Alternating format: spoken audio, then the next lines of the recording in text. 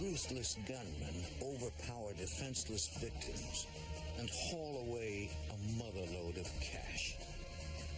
Following a trail from exotic dance clubs to the tranquil suburbs, authorities finally put down the reckless robbers. But a daring jailbreak leads the FBI to a violent showdown with a man so desperate he'll risk his own family to get what he wants.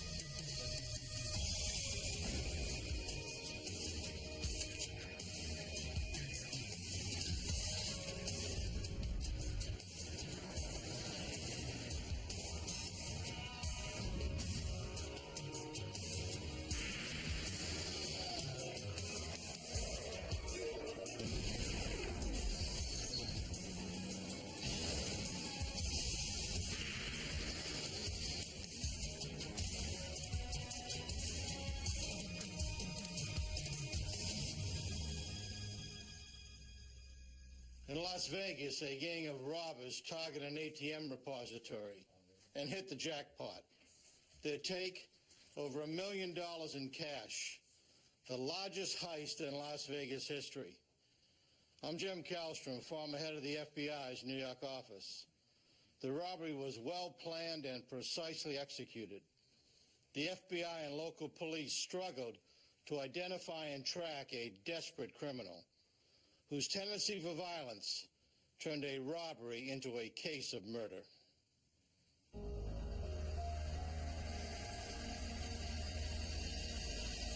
Las Vegas,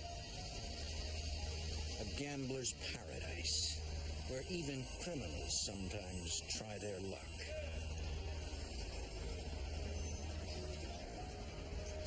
On the night of December 21st, 1998, a Las Vegas couple and their 18-year-old sister-in-law prepare to go to work.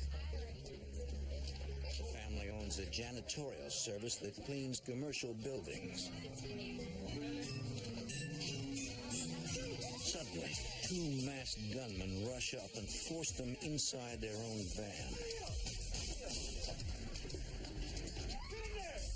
For the cleaning crew, an ordinary workday has just become a night of terror.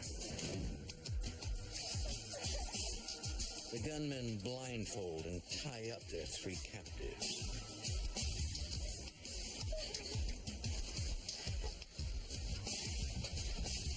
Shut her up. What are you looking at? Sit still. Sit still. Don't move. They can hear the gunman talking to a female accomplice on a radio. Part 2, are you in position? The gunmen seem to know the janitor's routine. They drive around until 11 p.m., the time they are scheduled to begin work at the Bank of America building. The gunmen even park where the janitors routinely park their van. Let's go. Your feet down. Let's go, girl. Get down here. The building is Bank of America's central ATM repository in Las Vegas. Cash from 1,200 automated teller machines, often totaling more than $1 million, is delivered there each night. The gunmen force the janitors to use their key card and access code to unlock the door. This bypasses the bank's alarm system. Get in there.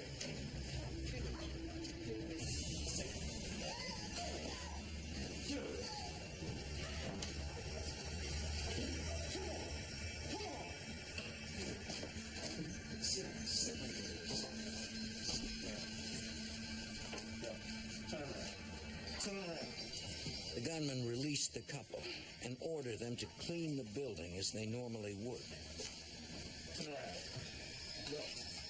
They keep the wife's sister hostage to ensure the couple complies with their orders. She is dead. You hear me? She's dead. Act like you're clean. Get out. Now. Get out.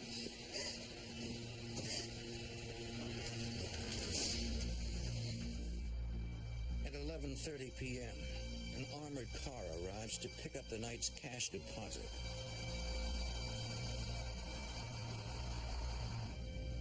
Following a standard security protocol, the two guards first call the bank security company to ask if there have been any unauthorized entries. We're checking out the parking lot, though anything. The alarm company reports that the only people inside are the janitors.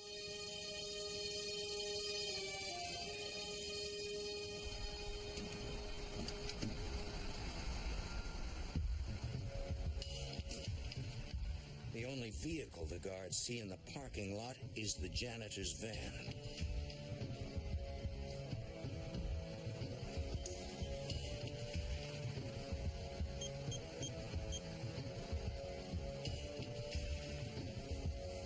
Inside, everything seems completely normal.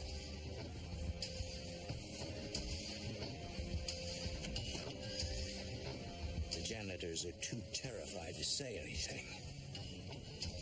The life of an 18-year-old girl is at stake.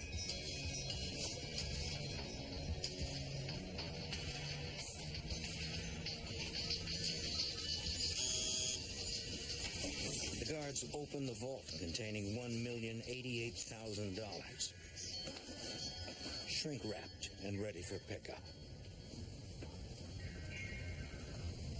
Suddenly,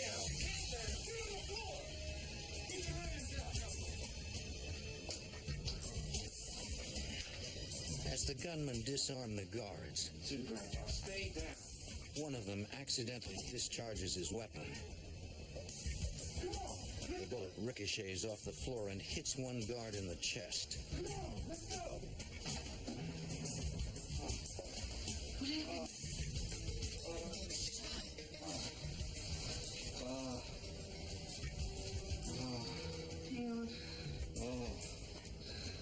One of the guards calls for an ambulance. 12.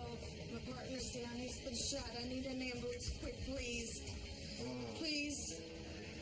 FBI Special Agent Henry Schlumpf arrives at the scene. He heads the investigation. Everybody was very scared.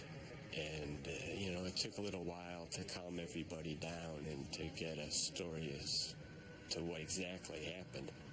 And the descriptions that we got, because the subjects were masked, were very general in nature.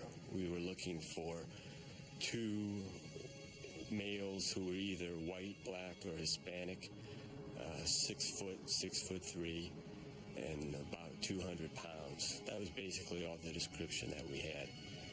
With little to go on, every detail is important. The janitors told us that when the subjects first entered the bank, they were a little taken aback at the number of video cameras that were in the bank. That indicated to us that they had not been inside before. This suggests that the robbery may not have been an inside job.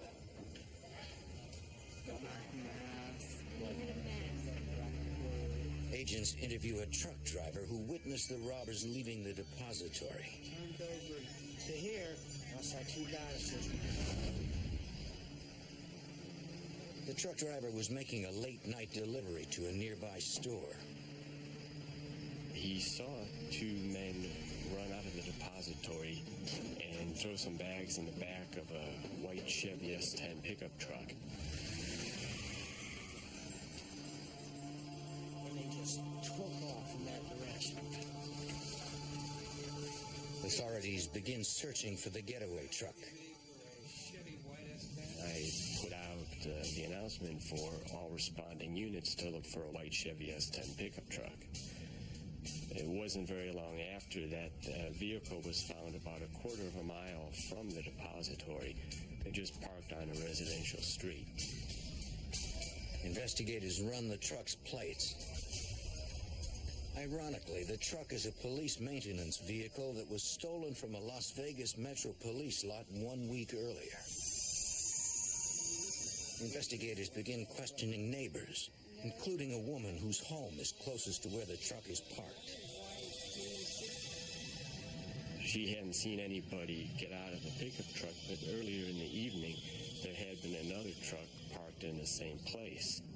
And she described that as a white GMC dually, which is a pickup truck with 4 wheels on the back axle. Agents believe the woman saw the robbers switch vehicles, a common MO for bank robbers.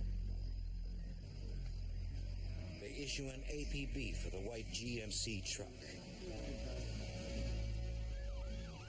Hours later, they receive the welcome news that the wounded guard has undergone surgery and will survive. The next day, the bank determines that a total of $1,088,000 has been stolen. To date, it is the largest bank robbery in Las Vegas history. Although FBI agents believe this was not an inside job, they cover all their bases by interviewing the armored car guards and all bank employees. We didn't have a lot to go on. We ended up interviewing everybody who worked at the branch and everybody who worked at the armored car company and polygraphing some of them. Although agents do not find any new information, they do rule out the employees as suspects. Thank you. The subjects who committed the robbery could have found out everything they needed to find out by following the armored truck around and following the guards around. And we surmised early on that that's probably exactly what they did. With the investigation running out of leads, executives from Bank of America and the Armored Car Company decide to offer a reward for information leading to the arrest and conviction of the robbers. Agent Schlumpf advises them on how large the reward should be. And I said $50,000, which was quite a lot for a bank robbery, but we were going to need to generate some public interest in this case. A woman responding to the reward poster calls the Las Vegas Metro Police. She claims to have key information about the bank robbery. Tell me about this stripper friend of yours. Her name's Jennifer. The tipster tells agents about a dancer she knows who works at a local strip club. Oh, fuzzy bottom. You know. Her name is Jennifer Arden. She says Jennifer has been spending a lot of cash lately. He was able to give us a telephone number. We traced that number to a rented trailer. The FBI sets up surveillance on the trailer. Agents watch for any clue to the identity of the two gunmen or the location of the stolen $1 million. In a matter of minutes, a white GMC truck pulls into the driveway. It's the same make and model the robbers used as their getaway vehicle. Agents run the license plates.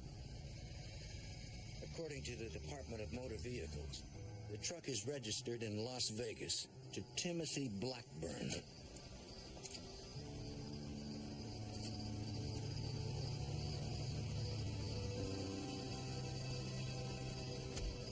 The driver enters the house and leaves minutes later.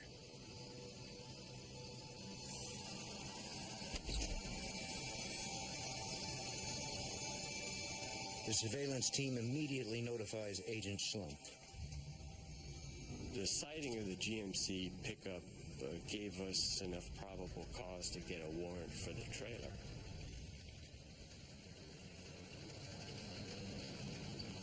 Moments later, a SWAT team surrounds the trailer.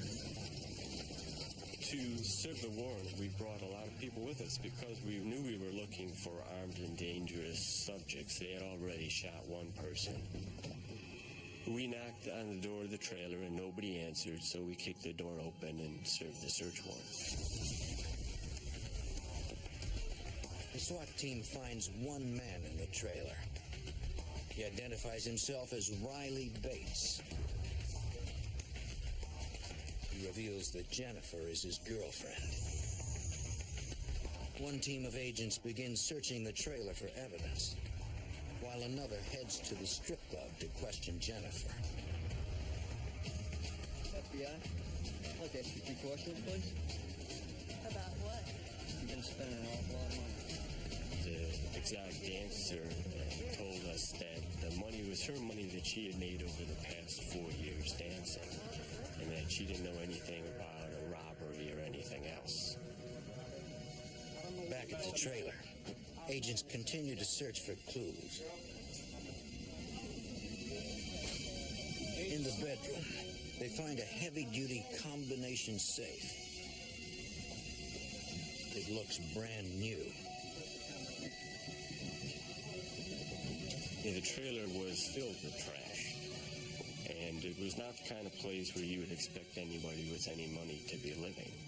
And yet here they had this brand new safe they had bought. What's the combination? Riley claims the safe belongs to his girlfriend, and only she knows how to open it.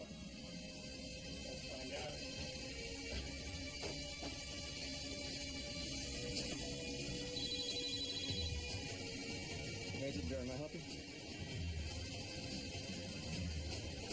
Jennifer, what's the number to the combination of the safe? The agent asks Jennifer for the combination, It's not my safe, it's my boyfriend's. but she says Riley has The it. combination. You hear that? She said she doesn't know what the combination is. The safe belongs to her boyfriend. So we go back to Riley Bates and tell him that his girlfriend said he had the combination, so then he told us the combination. Yep, that's it. Inside the safe, the FBI finds $50,000 in cash and bags of marijuana. Selling pot. Riley insists that he made the money by selling marijuana and claims he knows nothing about the robbery. Agents strongly suspect he is lying. But with over $1 million missing, where is the rest of the money? Where to go for a quiet getaway? Thanks to the Orbit's matrix display. Las Vegas, December 1998. A team of violent bank robbers shoot an armored car guard and flee with more than $1 million. The tip leads the FBI to a rented trailer and a brand new safe containing $50,000. Bunch of cash in here. Jennifer Arden, an exotic dancer, claims she earned the money dancing. Her boyfriend, Riley Bates, says he made the money selling marijuana. Now agents must find the rest of the money. Over $1 million in cash. The FBI calls in one of their top interviewers, Special Agent Brett Shields, to try to get the truth from Riley. We tried to remove him from his comfort zone and took him out to my car where he's a little bit more on edge rather than at the comfort of his own home. Yeah. You're going to get in a lot of trouble here. Yeah, Riley Bates was a shifty little guy. He knew he was in a tough position because we found the money in the trailer. He tried to maintain that it was profits from the marijuana that was found in the safe. It wasn't believable that he was that successful and he's still living in a single wide trailer. You're going to be in a lot of trouble here, you know that? I don't know. We had gotten convinced that we can help him out on the marijuana charges and he doesn't want to get tied up into the $1 million bank robbery. He said, I didn't commit any robbery. So now Agent Shields and I know, we're probably about 2 questions away from finding out who did. So we said, okay, Riley, you didn't commit the robbery, but I believe you know who did commit the robbery. And he said, my brother Robert and his friend Tim. My brother and his friend Tim. Really? Well, where's Tim right now? I don't know where they are right now. Riley claims that he doesn't know where his brother Robert is. But I don't know where they are. But inside the trailer, agents find gaming chips and receipts from the Luxor, a casino on the Las Vegas Strip.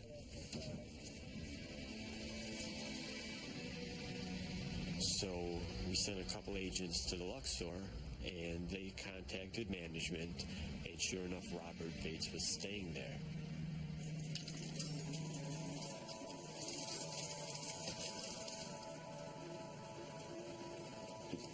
hotel's head of security tells agents that Robert Bates has been spending heavily, paying for everything in cash. Where, sir? That's in the southeast town. You can see the types of items that they're purchasing.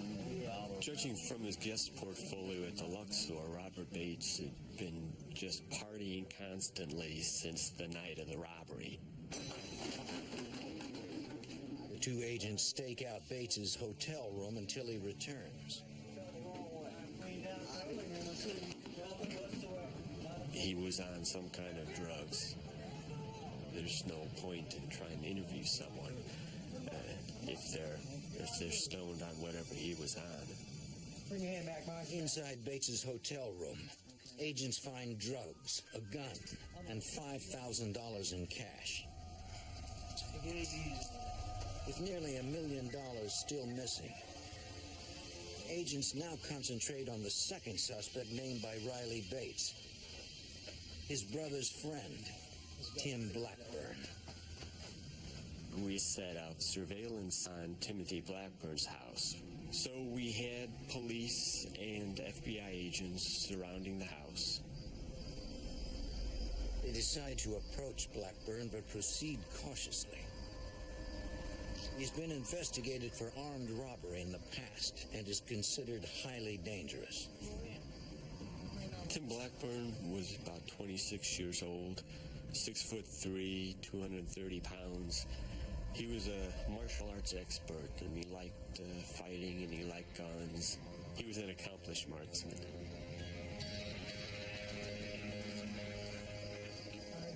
The FBI's criminal apprehension team moves into position. Special Agent Castle Nishimoto is a member of this elite tactical unit. My job was to watch the streets. I knew he was armed, but I wasn't particularly scared at that point because I felt confident that I would be able to spot him, and from where I was watching. The agents were just approaching the house to make contact with the people inside when a car comes driving down the road. The SUV suddenly accelerates towards the agents. The driver loses control. And the vehicle stops, and the man jumps out and runs away. We assumed it was Blackburn who had run out of the car. He was jumping the fence, the walls in the back of the house and so forth, and trying to get away. And so from that point on, we began to search the area. The driver of the vehicle is Blackburn's sister-in-law. Authorities take her into custody. The FBI and Las Vegas police launch a house-to-house search for Blackburn.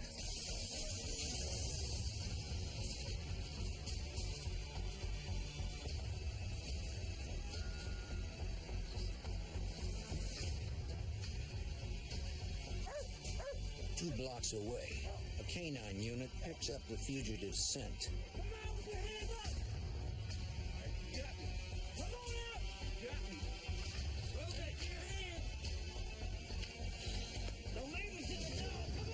Blackburn was found by a canine unit hiding under a deck in someone's backyard. He had a mask and he had an ankle holster. Fortunately for the canine officer, the holster was empty. Nothing in it, man. Blackburn had lost his gun jumping over fences.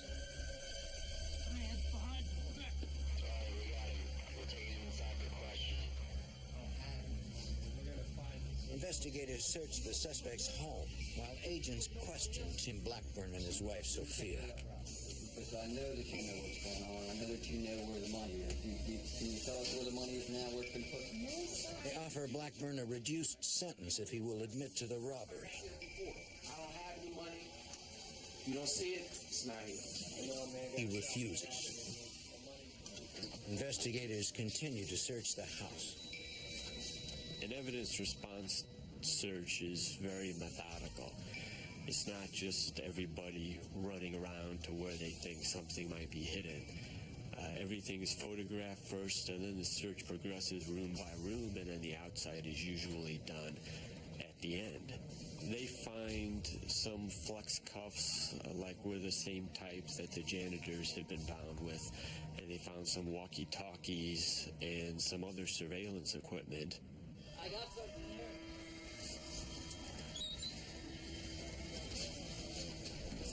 here. Early that morning, in Blackburn's backyard, they find several duffel bags inside the doghouse. I just couldn't believe that he put the money in the doghouse. And then on second thought, I thought, well, maybe that might not be a bad place to put the money, since nobody looks there. It's just an innocuous place. Investigators recover more than $900,000, 90% of the stolen money. It took about 10 hours to count it. So by 4 o'clock that afternoon, we knew we had the money from the Bank of America robbery. The U.S. District Court charges Tim Blackburn and Robert Bates with bank robbery, kidnapping, carjacking, and using a firearm in the commission of a violent crime. They are held at the North Las Vegas Detention Center. But the FBI's work is unfinished. They believe that Blackburn and Bates were not working alone. We knew that there was probably someone else involved in the robbery, that it was too much logistically for only 2 people to do. You know, your husband was... Agents suspect Sophia Blackburn might be involved because her story does not seem credible. I was at the house several times to talk to Sophia Blackburn. Sophia claimed to have no knowledge of the robbery, and in fact, she provided an alibi for Tim Blackburn on the night of the robbery. She said she was with him the whole night. She couldn't account for the money that they found or the other items that were in the house. On August 11th, 1999, 7 months after the $1 million robbery, Sophia visits her husband in jail. You can't tell him where I am. She secretly uses a tiny tool on her keychain to loosen the screws securing the divider window. It's good, so my babies are doing all right. Babies are great. As the visiting room guard leaves to escort a prisoner,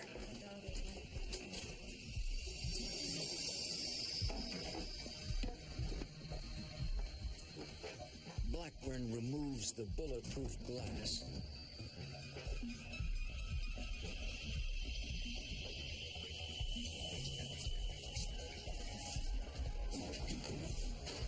Tim Blackburn climbed through the window and dived into the sally port. The one door closed and the second door opened before anybody realized what he had done. As soon as the second door opened, he was just climbing over everybody in the sally port, and he ran outside. Sophia retrieves a gun she'd hidden earlier and tosses it to Blackburn. All the alarms are going off, and guards outside knew that there was a jailbreak. As the Blackburns try to get away, they face startled guards in a violent shootout.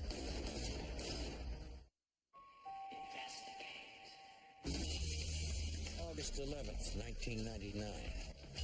Timothy Blackburn, accused of the biggest bank robbery in Las Vegas history, breaks out of jail with the help of his wife, Sophia. FBI Special Agent Henry Schlumpf. They tried to arrest Blackburn, but he shoots at them. This pickup truck that's sitting in the lot was going to be his escape vehicle. But the guards are returning fire. Blackburn is forced to abandon the truck. Suddenly, his wife Sophia roars up in an Isuzu rodeo.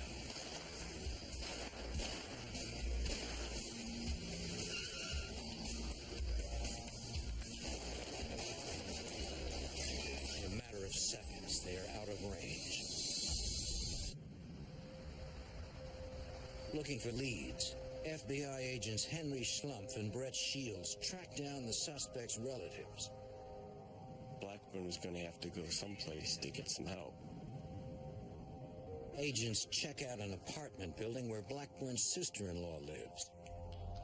Parked out front, they find the same Isuzu Rodeo used in the jailbreak. They run the plates and discover it belongs to Blackburn's wife, Sophia. We see the truck in the parking lot. So now our heart's racing just a little bit more. Adrenaline's pumping. Since he was in federal custody, it falls under the U.S. Marshal's jurisdiction as well. So I called some Marshal friends of mine. We're sitting on this truck, not knowing if he's going to come out, back out to this truck, and we're going to have a confrontation right there before the Marshals get there.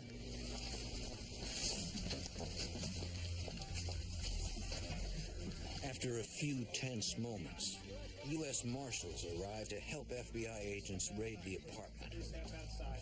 Can we go inside? Check the premises? But Blackburn isn't there. Or may have been used in the commission of a crime. Agents ask the fugitive's sister-in-law where Tim Blackburn is. She says she doesn't know. This could be extremely. They ask why Sophia's Isuzu is there and not her own car, which authorities know is a Nissan Pathfinder. She claims it's in the shop, but her story does not check out. Agents suspect Blackburn is on the run with her Pathfinder. Can you tell us where it is? No, I have no idea where it's at. For the next week, the FBI searches for Blackburn, his wife, and their 2 little girls. They come up empty.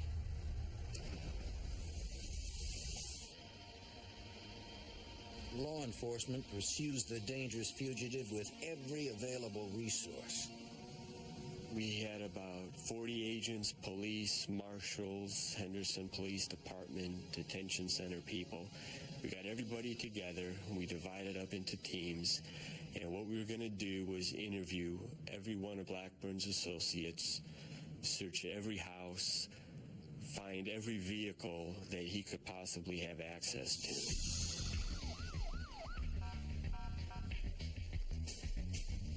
U.S. Marshals tell the FBI they have spotted the fugitive. We arrive right as they're taking down what they believe is Tim Blackburn. I could tell right away it wasn't Tim Blackburn, it was his brother. His brother is a younger, slightly smaller version of Tim Blackburn, very similar in appearance. As we're IDing him, what we notice is that his driver's license was brand new. He had just gotten it the day before. So we asked him, well, what happened to your old license? Open the hood. Blackburn's brother claims he lost his license. But agents suspect he gave it to the fugitive to use as a fake ID. In the car, agents find a note from Tim Blackburn. In it, he asks his brother to get him some money. A man who once had $1 million in his possession now needs a loan to survive. We decided to arrest him for aiding and abetting a fugitive. So that's what we did. We arrested Tim Blackburn's brother. Authorities also arrest Blackburn's sister-in-law for lying to federal authorities when she said her Nissan Pathfinder was in the shop. With 2 of his family members in custody, agents develop an ingenious plan to lure Tim Blackburn into the open. Nothing beats the taste of honey. In Las Vegas, a violent bank robber breaks out of jail with the help of his wife. After 3 days of eluding authorities, agents decide to turn up the heat on the dangerous fugitive. One of the people we wanted to talk to that night was a close friend of Blackburn's who worked as a bouncer at a local gentleman's club. Most people who knew Blackburn either liked him or were afraid of him. And neither opinion was really conducive to providing information to us. His friend was really no exception. He didn't want to tell us anything, but eventually what he told us was that Tim Blackburn had called him at the time he was escaping. Blackburn had called up and said, I'm out. And this friend could hear the sirens and stuff in the background. You're the last guy that we know. So I told this friend, you are the last person who Tim Blackburn talked to that we know about. And I think he's going to call you again. And when he does, we want you to tell him that we've arrested his brother and that the people who have assisted him are going to have to pay for what they did to help him. This putting pressure on Blackburn was an effort to try to get him to realize he couldn't really escape, to get him to turn himself in wherever he was at. The next morning, this friend called me up and told me that, sure enough, Tim Blackburn had called him again, and that he had told him that I'd arrested his brother and his sister-in-law. And, I asked him, what did Blackburn say? And he just said he was mad. 2.5 weeks after the jailbreak, FBI agent Henry Schlumpf learns that Blackburn may have returned to Las Vegas. I got a phone call from a Las Vegas SWAT officer. He had just met someone who gave him some information regarding Blackburn's whereabouts in Las Vegas, which to my mind was doubtful. I doubted Blackburn was in Las Vegas. But I asked the officer to ask this fella if he knew the names of Blackburn's daughters. And sure enough, this informant did know the names, so at least we knew he did know Blackburn. The informant claims Blackburn is staying at a motel that caters to long-term guests. Agent Schlumpf and 2 Las Vegas SWAT officers rushed to the location.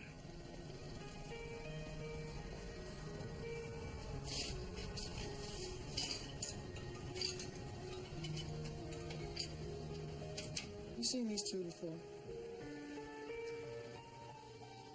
The manager says he's never seen the Blackburns before, and they are not registered at the motel. Okay, that's your register. I'll write that. You have a key? Still, Agent Schlumpf decides to rent a room so he can surveil the facility. Okay.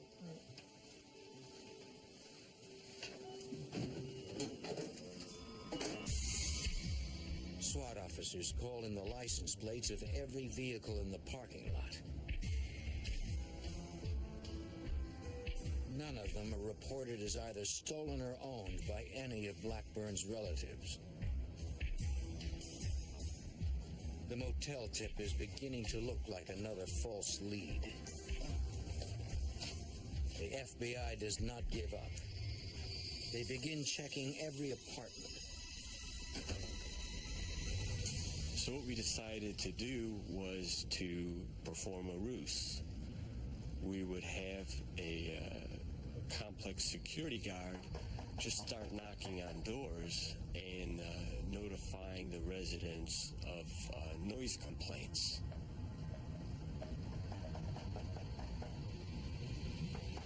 Now I'm there watching, and the door opens, and Sophia Blackburn comes out to talk to the guard. I couldn't believe it. There she was.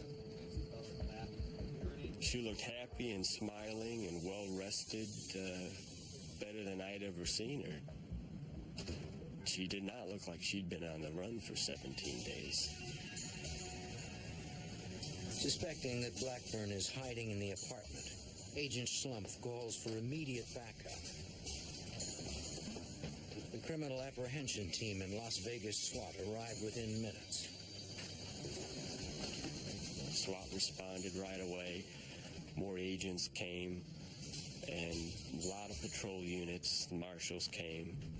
And what we did was we started evacuating the complex. Every apartment was evacuated except, of course, for the one where we thought Blackburn might be. And then we did what we do in 99% of our fugitive cases. Our criminal apprehension team placed a call into the apartment. I need to talk to Timothy Blackburn. What they do is they tell the person in there, look, we know you're there. You're surrounded. There's no way that you can get out. So come on out. Look, we just want to find a nice, peaceful way to end this whole thing. So I'm waiting for Blackburn to come out, and I'm deciding, where are we going to take him? Back to the jail he escaped from or to a different facility? And that was my mindset. If he was in there, he was going to come out. But he doesn't. Agent Sloan, he wants to The apprehension team person was on the phone, and she says he wants to talk to you.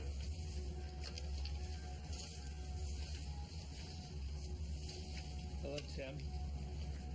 And sure enough, it was Tim Blackburn. And my job was just to keep him talking on the phone, because as long as he's talking on the phone, he's not shooting anybody. When I first started talking with Blackburn, I was kind of commiserating with him, telling him, it must have been hard being on the run for the last 3 weeks. Hey, I took the kids to San Diego. Have you ever been So here he was, maybe 10 minutes from Mexico, and he didn't go there. He came back to Las Vegas. Agent Schlumpf cannot understand why Blackburn has returned, but is even more concerned that his children may be with him. Why don't we just talk about... Then his worst fears are realized. He hears the two little girls laughing in the background. There's children inside the room. Repeat, there's children inside the room. Well, the SWAT team set up outside the apartment, and they were there to initiate a hostage rescue if Blackburn turned violent and started hurting any of the people in the apartment, Sophia and their two little girls. He says, Henry, I don't suppose you can just let us go. And I told him, I can't do that. I'm not going back to jail, man. I'm not going back to jail. Look, I don't want my kids to visit me in jail. Tim was set on not going back to jail. He said he just wasn't going to go back. And, after shooting a guard, there's no way any of that is going to go away. Schlumpf worries that Blackburn may be suicidal.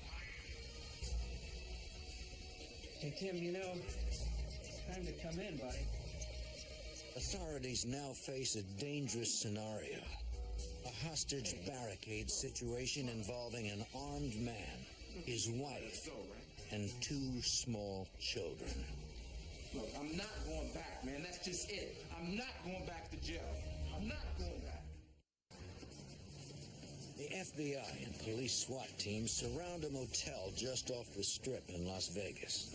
A violent bank robber has barricaded himself inside one of the apartments. I'm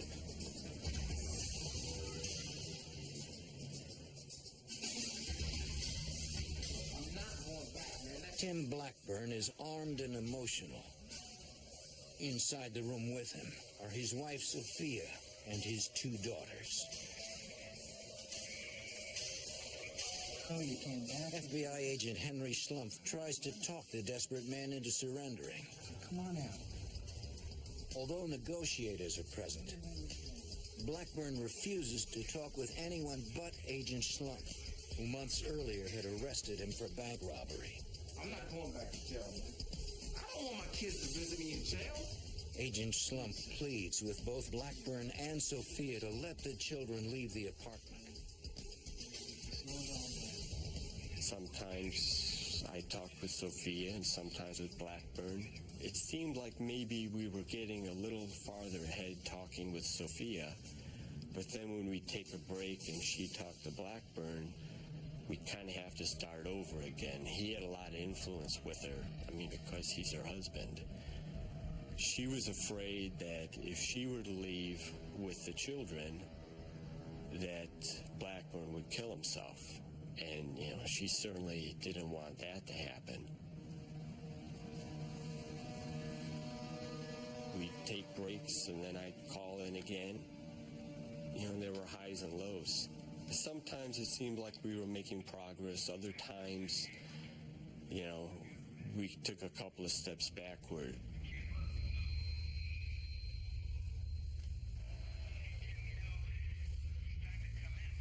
So, Henry, what's the best place to shoot myself in the head, huh? He asked me what I thought would be the best place for him to shoot himself. And I told him that we had a lot of other things that we could talk about and try to work out before it came to that. How are the kids doing? Blackburn says he put his daughters in the bathtub to protect them. For our own protection. But the SWAT commander's concerned. Confining them could also be the prelude to a murder-suicide pact.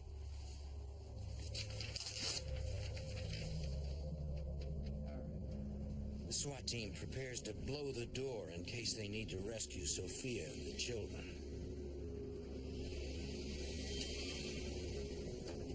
The SWAT team placed a explosive charge on the door, an entry charge, so to be able to breach the door very quickly if they needed to.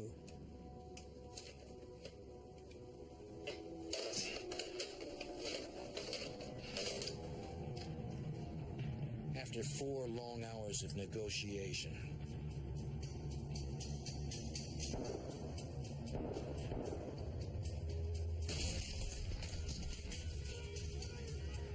they had to go clear to the back, into the bathroom, to try and rescue the children.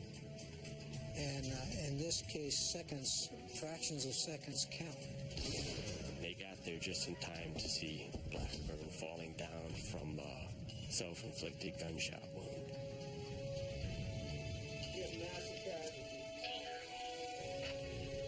they find Sophia dead. Both the children have been shot in the head and are barely alive. I saw them running very quickly to try to save the children. The SWAT team got them to the paramedics, but they died in their arms.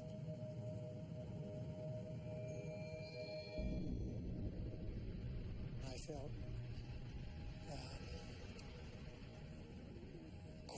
quite saddened that my fellow SWAT officers tried their best and yet was unable to save the children. Our mission was to save lives, and we were not able to accomplish that. It was just devastating. It was like the worst possible outcome.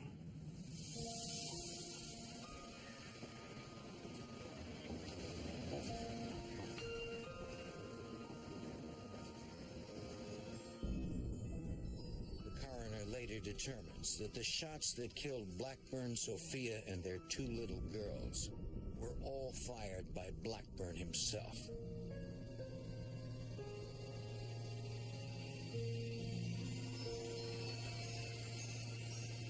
A few months later, in federal court in Las Vegas,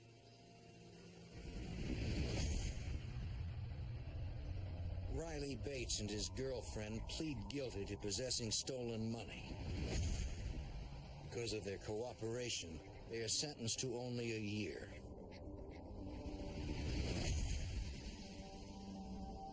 Blackburn's sister-in-law is sentenced to 1 year for lying to federal agents and impeding their investigation. Robert Bates pleads guilty to bank robbery and is sentenced to 24 years in prison. Today, Agent Henry Schlumpf has made his own peace with the tragic events caused by Tim Blackburn. He's ultimately responsible for everything that happened. He came back to Las Vegas to do exactly what he did. He came back to die. I don't think he was going to ever come out of that apartment or let anybody else come out of it either. Las Vegas law enforcement will never forget the deaths of 2 innocent children. For them, the Blackburn case is all about lost hope and the tragedy of a desperate agenda.